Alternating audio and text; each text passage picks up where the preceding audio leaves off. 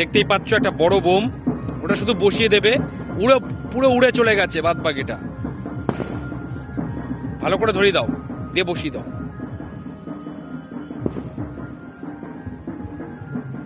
দাও বসিয়ে দাও, আইডু ধরিয়ে দাও।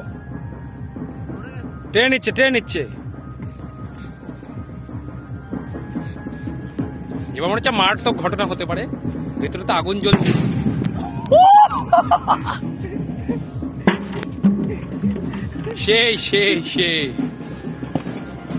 সেই হলো। চলো দেখা যাক কি অবস্থা হয়েছে। দেখো तो यार पिछवाड़े और सामने भी पूरा उड़ गया।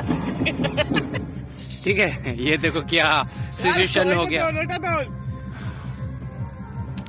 तो এবার ও স্পিচ দেবে। তো ঠিক আছে দোস্ত, আজকে ভিডিওটা এই অবধি। ঠিক আছে, আজকে আমার ভাষণ আছে, আমরা ভাষণে যাবো। তার কিছু ভিডিও, বোম ব্লাস্টের ভিডিও আমরা করতে চেয়েছিলাম, বাট ভাবছিলাম যে দুর্গাপুজোর টাইমেই করবো, কারণ পুজোর টাইমে সবাই ব্লাস্টিং করে। চারিদিকটা দেখো ফাঁকা। আমরা কিন্তু চাই তোমরা যদি কেউ করে থাকো, দেখো ওইখানে পড়েছে, এটা এখনো জ্বলছে, যায় না ফাটবে কিনা, তবু আমরা রিস্ক নিয়ে সামনে গেছি। ফাটবে না, বারুদ শেষ। ওই যে বড় মালও ফেটে গেছে, ওই জন্য ওটা। তো এরকম ফাঁকা জায়গায় যদি করতে চাও কেউ করবে, কারণ আমরা চাই কারোর কোনো অসুবিধা না হোক, মানে অসুবিধা না হোক এবং কারোর কোনো ক্ষতি না হোক।